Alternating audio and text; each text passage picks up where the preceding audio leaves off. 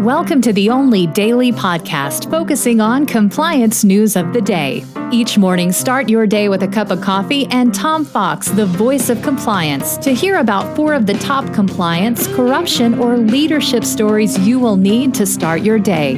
The Daily Compliance News is a production of the Compliance Podcast Network.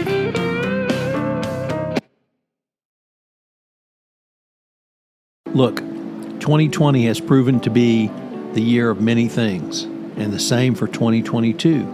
But if you're a small business, this could also be the year you switch to a better payroll. Gusto wasn't just built for small businesses, it was built for the people behind them. Their online payroll is easy to use.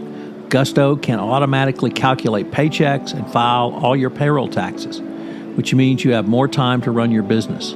Plus, Gusto does way more than payroll. Gusto helps with time tracking, health insurance, 401ks, onboarding, commuter benefits, offer letters, access to HR experts. You get the idea. It's super easy to set up and get started.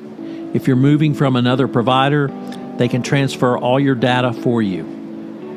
It's no surprise that 94% of customers are likely to recommend Gusto. And here's the best part. Because you're a listener to this podcast, you get 3 months totally free. All you have to do is go to gusto.com/compliance. That's gusto.com/compliance. I'm telling you, you're going to love Gusto. Get started today.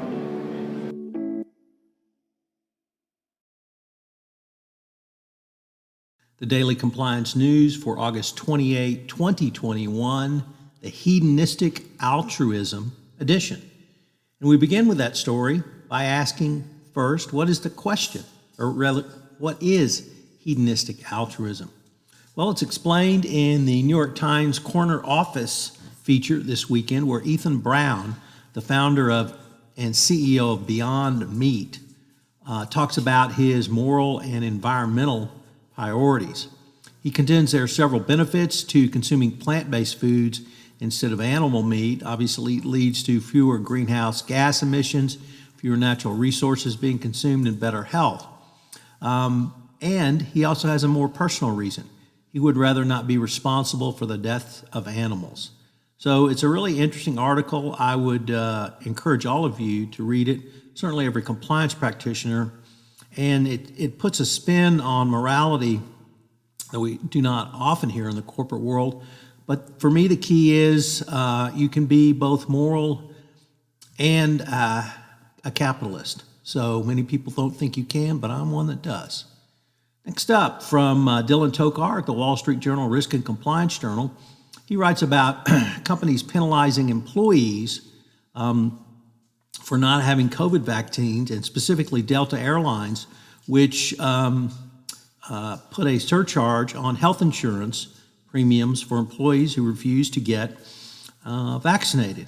Now, obviously, this is a critical health issue for all employees, but Delta's response was based on data, and that data showed that individual employees who were having to be hospitalized around COVID were averaging $50,000 per hospital visit.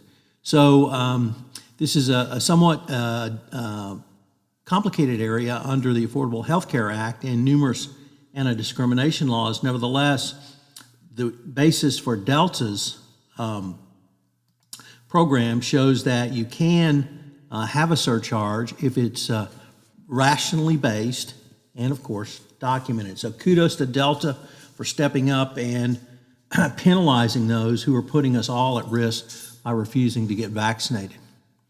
Next up, a first-time contributor to the Daily Compliance News, City AM, reports that KPMG are urging staff to use its whistleblower system to report concerns instead of going to the media. This is particularly after a leaked media recording led to its former UK head, Bill Michael, stepping down. As a compliance professional, you can only just scratch your head at the idiocy of KPMG in this effort. They're not even considering why people are going to the press. Obviously, they're afraid of retaliation and the discrimination they'd receive if they report internally. It speaks to a culture that probably has a lot more problems. And when employees go to the press rather than report internally, the clear message is, we don't trust you. And why don't they trust them? Well, that's on KPMG management.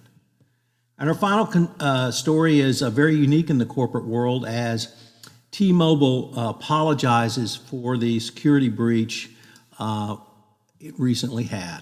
Kudos.